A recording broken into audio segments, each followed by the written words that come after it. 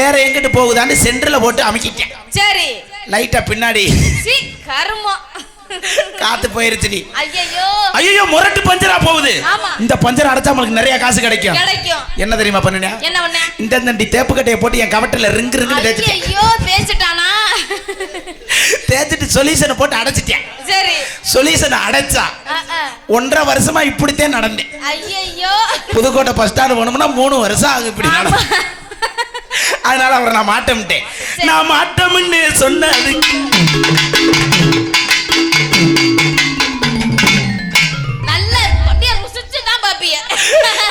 ஆனா நீங்க எல்லாம் சத்தியமா சொல்ற பொம்பளை அடைக்காம அலையிற. ஒரு ஆம்பளை தொப்புளுக்கு இப்படி கும் கொடுத்து வாசிக்கிறியே, அந்த பிள்ளைல வந்தா என்ன பண்ணுவேன்? என்ன வாசிப்ப? அதான 3 மாசமா சும்மா தூங்கி இருக்க ரூம்ல.